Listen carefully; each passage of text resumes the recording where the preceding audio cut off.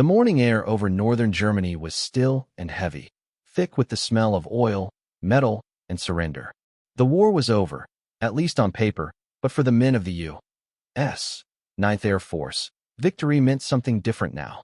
It meant inventory. It meant walking through ruins and wreckage, tagging whatever the Nazis had left behind. Inside a hangar at Gotha Wagon Fabric, an engineer named Lieutenant Robert Hamilton kicked open a rusted door and stepped into the dimness. Dust floated in golden shafts of light, slicing through bullet holes in the roof. For a moment, everything was quiet. Then his flashlight caught a strange shape under a torn canvas. "Get that tarp off," he said. The soldiers hesitated. They'd seen dozens of wrecked planes before, Messerschmitts with their shark noses, the blunt Focke-Wulfs. But this looked different. The men grabbed the edges of the tarp and pulled. Underneath, something black and smooth emerged from the dust. It wasn't a normal fuselage. There was no tail, no vertical stabilizer. Just an enormous wing, stretching like a stingray frozen mid-swim.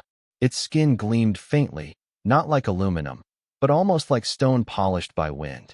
Hamilton stepped closer. He placed a gloved hand on the surface. It felt wrong. Too smooth, too warm. "This thing," he muttered, "shouldn't fly." Another engineer crouched, brushing away soot to reveal a small, painted marking near the edge. Ho-9V3. The letters looked hand-stenciled, the paint faded but deliberate.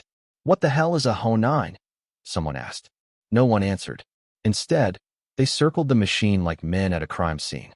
One soldier ran his fingers along the seam where would met metal, and when he lifted them, his glove was smeared with black residue. "Feels like cold dust," he said. Hamilton frowned. "Or something that eats radar." It was a joke, half serious, half nervous. In 1945, radar still felt like science fiction. But when one of the engineers shone his light across the leading edge, he noticed the layers, plywood bonded with a tarry, carbon-like compound. A crude composite. Primitive, but purposeful. The deeper they looked, the stranger it became. The engines, two Jumo 004 jet turbines, were mounted inside the wing itself. The cockpit sat flush with the surface, barely a bump. There was no tail, no external frame, just a flying wing. A single, sweeping shape designed to slice through the air without resistance. "This isn't German," Hamilton said quietly. "This is something else." He wasn't wrong. The plans found in the corner confirmed the names, Raymar and Walter Horton. Two brothers. Experimental designers from Bonn. According to the notes, this was Project 229, their attempt to build a jet fighter that could outrun, outclimb, and outsmart anything in the sky. But what truly caught Hamilton's attention wasn't the design, it was the date. The logbook showed test flights scheduled for early 1945, weeks before the Reich collapsed. Somehow, in the chaos of defeat, someone had kept this hidden. One of the engineers whistled low. "Looks like something from the future." Hamilton didn't reply. He was staring at the curve of the wing where light disappeared into matte darkness. No reflection, no shine. It was as if the plane swallowed the light whole. Outside, the wind picked up, carrying the distant rumble of trucks and voices, more units arriving to strip the factory. In a few hours, this relic would be crated up, shipped to America, and filed away among the hundreds of strange trophies pulled from Hitler's collapsing empire. But standing there, in that moment, Hamilton felt something else, a chill that didn't come from the cold. He walked around the machine one last time, running his hand over the insignia barely visible beneath the dust, a faded black cross, painted on a surface meant not to be seen. He looked back at his men. "Tag it for transport," he said. "Top priority." "Sir," one of them asked, "what do we call it?" Hamilton paused. "Call it whatever you want. Just make sure it gets home." That night, as they loaded the black-winged craft onto a truck bound for the Allied Research Depot, Hamilton wrote a short note in his field report. Unidentified aircraft discovered at Gotha plant. Construction anomalous. Possibly experimental jet. Recommending technical review, urgently. He didn't know that decades later, engineers at Northrop and later at Lockheed Martin would study those same curves, those same materials. That the very shape before him, born in a losing war, would become the ghostly silhouette of a new kind of warfare. But in that May of 1945, it was just another piece of the enemy's imagination, another secret dragged from the rubble. As the truck rumbled into the night, its headlights caught the wing's edge one last time, a flash of dark silver that vanished as quickly as it appeared. No one spoke. They didn't yet realize they had uncovered the first stealth aircraft in history.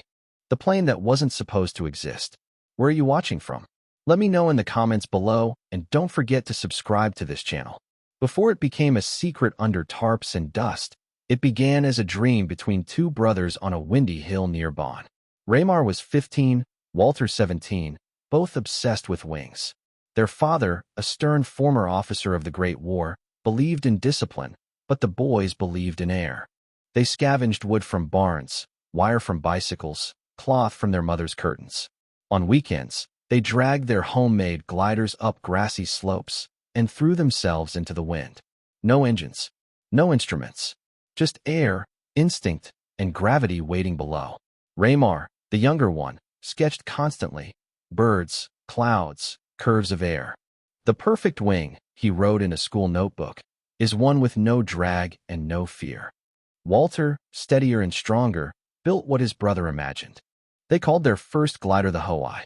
It flew 20 seconds before shattering on landing. They rebuilt it the next day. By 1933, Germany had changed.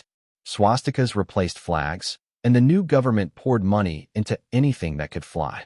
The glider clubs became training grounds for a future Luftwaffe. The Horten brothers, now in their early 20s, suddenly found sponsors instead of skeptics. The Ho 3, their sleek, tailless glider, took first place in the National Luftwaffe competition in 1938. Raymar remembered it vividly: the silence before takeoff, the way the judges leaned forward as the glider rose without sound, slicing through the air like a knife made of sky. That victory brought them a visitor they hadn't expected: Hermann Göring himself. The Reichsmarshal walked through their workshop in uniform, so heavy with metals it clinked when he moved. He stared at the unfinished frame of their next design and said, half amused, half impressed, "You want to fly without a tail? Then prove it works. Give these dreamers engines, and see what happens." It wasn't a request. It was an order. The brothers suddenly had everything they'd ever wanted: funding, materials, a factory team. But it came with a contract written in the language of war. Göring's staff demanded a fighter capable of crossing the Channel, reaching London, and returning without refueling. Speed above 1,000 kilometers an hour. Payload enough for 2 cannons. And most importantly, minimal radar visibility. Not because they understood stealth, but because they wanted a ghost. Walter, the elder, joined the Luftwaffe as a test pilot to protect their project from bureaucrats. Raymar stayed behind, drawing blueprints by candlelight, shaping models with his bare hands. He hated the politics, but loved the challenge. In one of his letters to Walter, he wrote, "If I can make the air forget the plane exists, it will be the purest flight ever built." Their workshop became part laboratory, part cathedral. The walls smelled of glue, resin, and engine oil. Workers joked that Raymar spoke to his wings like a priest to his altar. He would run his palms along the edges, eyes half closed, whispering calculations instead of prayers. But the Reich was running out of time. The Allies bombed factories daily. Aluminum was scarce. So Raymar turned to wood, dense, flexible, alive. He coated it in a dark resin mixed with powdered coal, claiming it would absorb both light and waves. The engineers laughed at him. "It's a myth," they said. "Radar can't be fooled." He just smiled. "We'll see." The prototype they built, the Ho 9V1, was unarmed and unpainted, but when it glided off the runway at Göttingen in early 1944, even the skeptical officers fell silent. It didn't climb like a plane, it floated like a thought. When it landed, Göring's inspectors were waiting. They congratulated the brothers, then demanded a version with twin-jet engines. The dream was about to become a weapon. Walter flew the next test flight himself. The jet roared down the strip, tail flames licking the air. For a few seconds, it seemed unstoppable. Then a turbine seized, flames erupted, and the machine tumbled into the trees. Walter crawled out, shaken but alive. The wreck smoldered behind him like a warning. They rebuilt again, faster this time, naming it Ho 229. It was half experiment, half prophecy, a flying wing with no right to exist. Raymar watched from the edge of the runway, wind tugging at his coat, thinking not of glory, but of survival. He He knew what they were creating had nothing to do with Hitler's fantasies. This was evolution under fire, nature reinvented by desperation. In a diary found after the war, one line stood out, written in his thin, precise handwriting. "The future will not have propellers. The air will be quiet. Machines will be invisible." He was right, but he wouldn't live to see that future.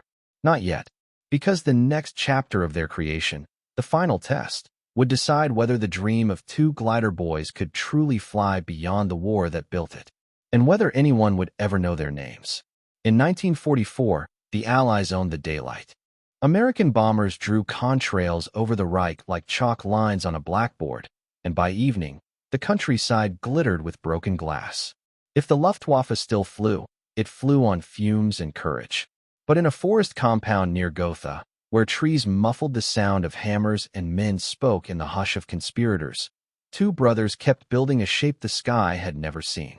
Snow lay in thin seams along the runways at Ohrdruf.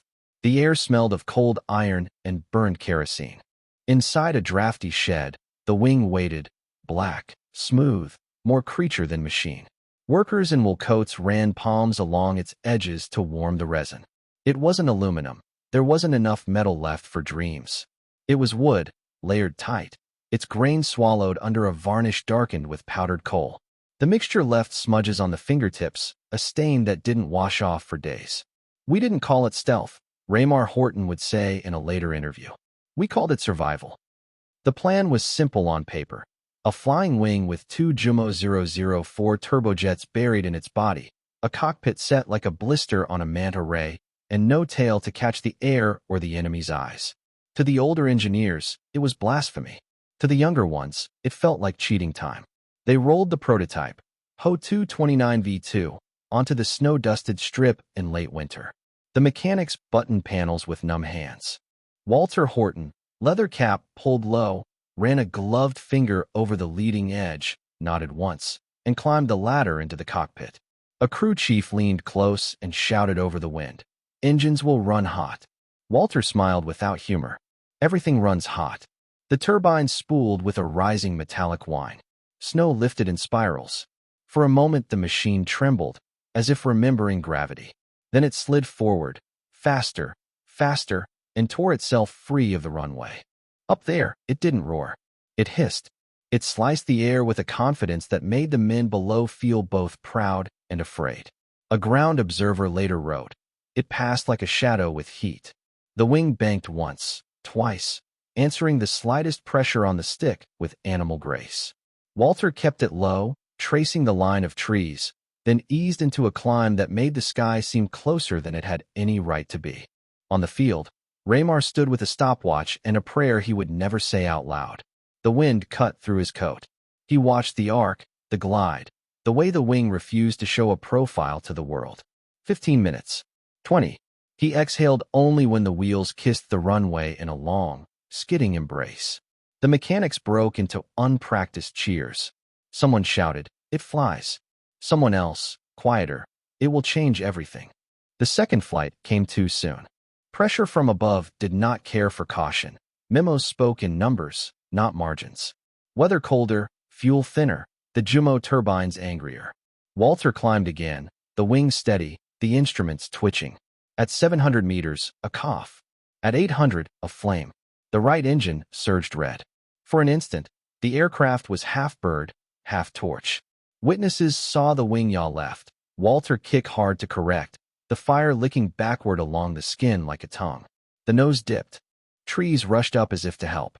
The impact was not loud, snow swallows sound. When the smoke cleared, the wing lay in 3 broken ideas.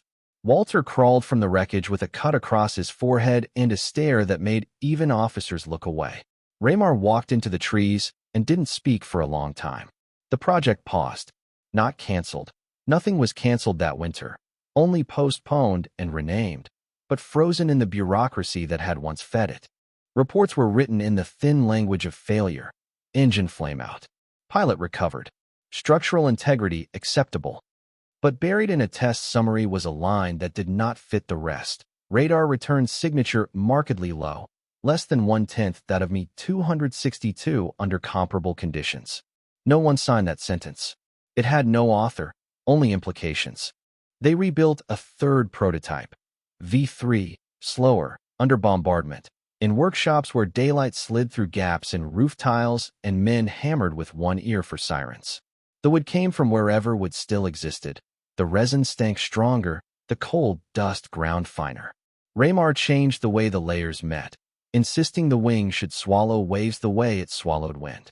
It's nonsense, an inspector said when the rumor reached Berlin. You can't hide from radar with carpentry. But at the Gotha plant, a young technician with a cigarette tucked behind his ear held a field antenna toward a cured panel and watched the needle on his meter sit lower than it should. He didn't know why. He only knew enough to look around before saying anything, then decided to say nothing at all. By March, Allied maps showed the sky over Thuringia thick with bombers. The Hortons worked not against time, but in spite of it. The V3 took shape, ribs and skin, ducts and ducts inside ducts, a promise assembling itself under lamps that flickered with every distant blast. Raymar penciled calculations and margins, arrowed them, rewrote them darker. Walter visited less. Flying for the Luftwaffe had become less flying and more evasions. In one of the last entries in the shop journal, a hand recorded, Ho 9 V3, wing sections cured, nose cone fitted, engine mounts awaiting delivery. Weather, cold. Morale, stubborn. Beneath it, a clumsy stamp, Project 229. They never got to test it. The siren that ended their shift one afternoon didn't signal a raid. It signaled an arrival. Trucks, olive drab, with white stars. The guards had already slipped away. Someone hung a scrap of sheet on a pole for a flag. In the confusion, a tarpaulin went over the wing. Men who had spent 2 years learning how to vanish watched their invention do the same. Weeks later, in a different language, other hands would touch that same surface and feel the strange warmth of resin over wood, the coal's ghost in the pores. In a different notebook, a different officer would write a version of the same sentence the anonymous tester had written. This shouldn't work. It almost does. In the spring light, the black wing waited under dust. And within a few months, American engineers would stand in that hangar doorway, pull the tarp, and realize that the future had been built in the dark and left behind for them to find. Summer, 1945. The war was finished, but the ghosts of it still arrived in crates. At the Royal Aircraft Establishment in Farnborough, British engineers unbolted a wooden coffin stamped with fading black crosses. Inside lay something too strange to look defeated. Curved wood, scorched metal, and a cockpit like a blind eye. The label on the side read simply, Horten Ho 229, recovered from Gotha, Germany. They called the project Operation Seahorse. Officially, it was a technical assessment of German aeronautics. Unofficially, it was an autopsy of genius. The hangar smelled of varnish and dust. The aircraft, or what was left of it, sat on trestles under harsh white lamps. Every screw was catalogued, every seam photographed. It wasn't wreckage. It was a riddle in 3 dimensions. Colonel John Sanderson, an American liaison attached to the study, watched the technicians ease a wooden panel from the wing. The piece weighed less than expected. He turned it in his hands, feeling the lightness. It's too light, he muttered, almost to himself. Then, softer, like it's not supposed to be seen. The others laughed, but Sanderson didn't. He'd flown over Europe. He'd seen radar operators swear they could feel ghosts on their screens. Aircraft there 1 second, gone the next. Now, under his fingertips, he suspected he was touching one. They began the dissection. Layers of laminated wood peeled away like the skin of an onion.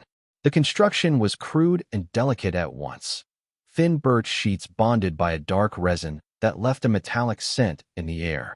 When one of the chemists scraped it with a scalpel, the edge came up black and glittering. "What's this mixed in?" he asked. The lab team ran the residue under a spectrometer. The reading was odd, traces of carbon, graphite, and coal dust. Not random impurities. A deliberate blend. The room went quiet. "Graphite conducts electricity," said one of the younger scientists. "It could scatter or absorb electromagnetic waves." Sanderson looked up from his notes. "You mean radar?" "Maybe. It wouldn't vanish completely, but it'd fade." Someone snorted. "You think the Germans built a stealth plane out of plywood?" But another voice answered, low and certain, "He didn't build a plane. He built a question mark for radar." In the following days, they found more signs that what looked accidental was actually orchestration. The wing's leading edge was subtly curved, not symmetrical, but tuned to deflect, not reflect. The exhausts were buried deep within the wing, the cockpit shielded by layered plexiglass tinted smoke gray. Even the paint, what little remained, contained ferrite particles. None of this was coincidence. Sanderson wrote in his report, "Design philosophy unknown. Aerodynamics unconventional but deliberate.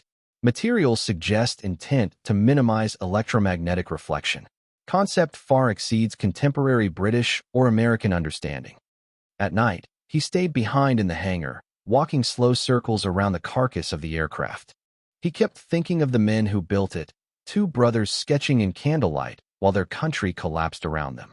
Had they known what they were making? Or had desperation simply pushed them to discover something decades ahead of its time? He placed a hand on the curved edge of the wing. Beneath the varnish, the surface was warm, almost alive. "You were trying to hide," he whispered. The next morning, they tested sections of the skin with radio waves. The reflection dropped by more than half compared to standard wood or metal. It wasn't invisible, but it was quiet, like an echo fading down a long hallway. The British technicians began to argue. Some said it was coincidence, the byproduct of wartime shortages, not science. Others were less sure. "If this was luck," said one engineer, "it was the luck of a mathematician." They reconstructed the shape in chalk on the hangar floor, a wingspan so wide it brushed the walls. With the correct jet power and fuel, it could have crossed the channel in under 20 minutes. London to Ash before anyone saw it coming. Sanderson stared at the outline. 20 minutes, he repeated. The words sounded heavy in the empty hangar. Outside, rain streaked down the windows, thin and cold. The war had ended, yet the future it had spawned was only beginning to wake.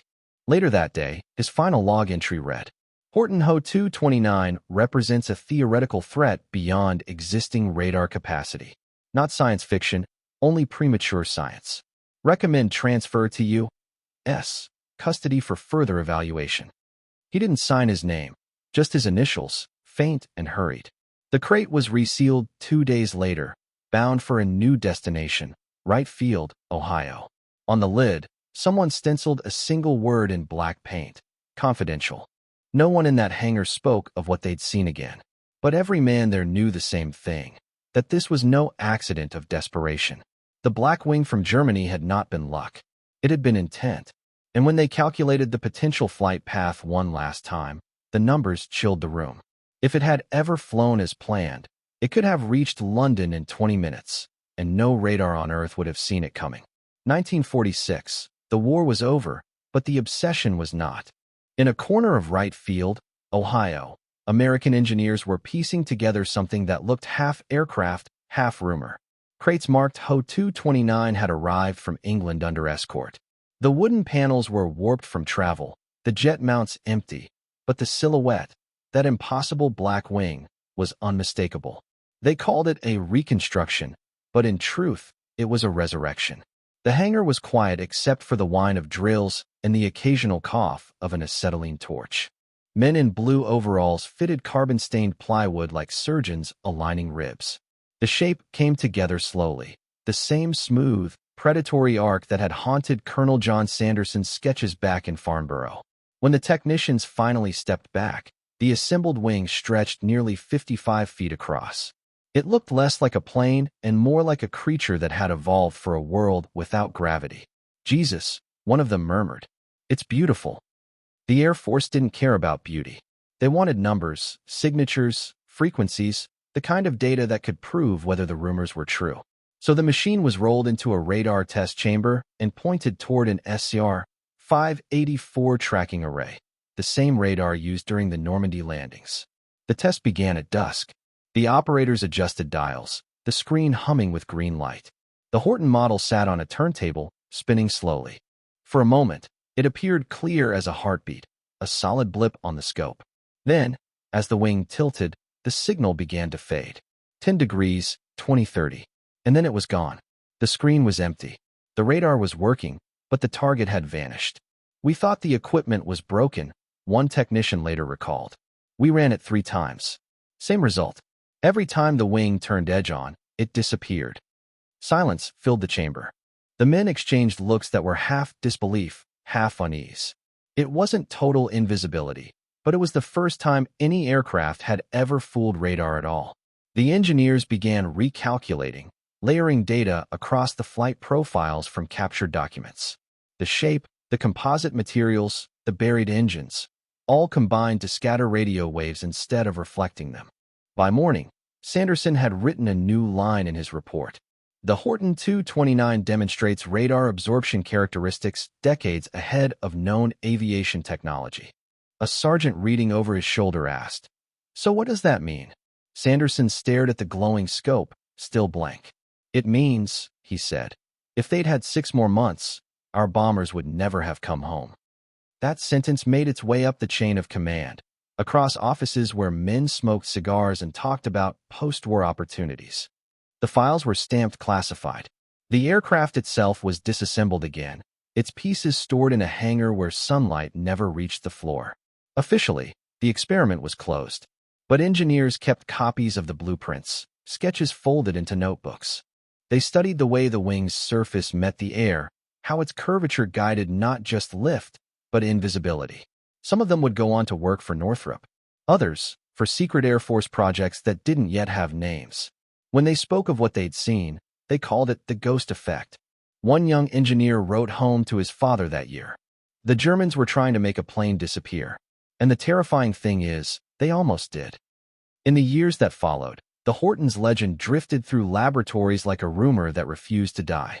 Official reports called it a curiosity, but to those who'd watched the radar screens that night, it was a revelation wrapped in wood and smoke.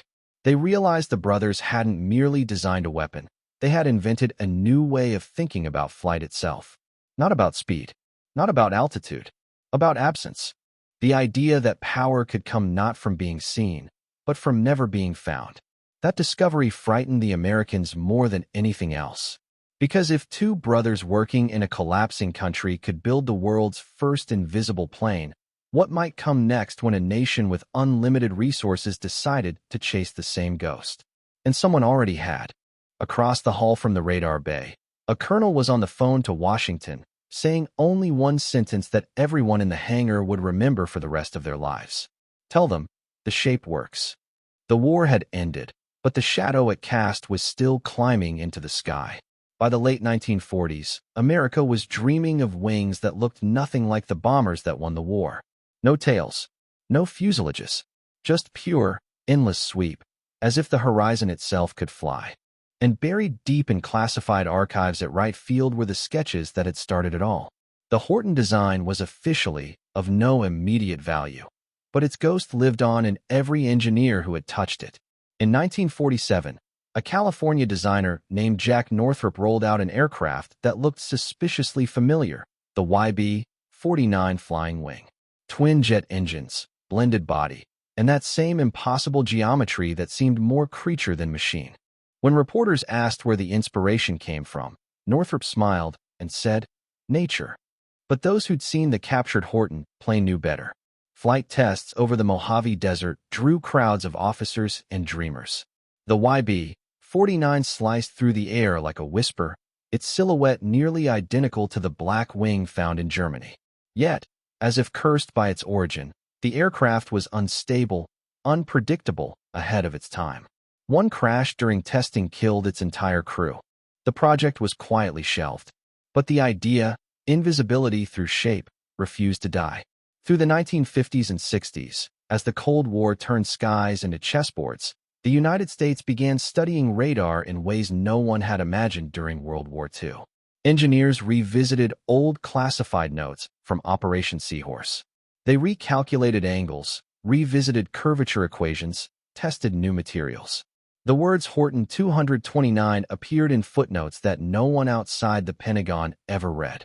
One 1949 memo, declassified decades later, stated, HO 229 demonstrated minimal radar reflection. Principle worth future study. In the strange symmetry of history, the weapon designed for a defeated regime became the seed of a new empire's defense.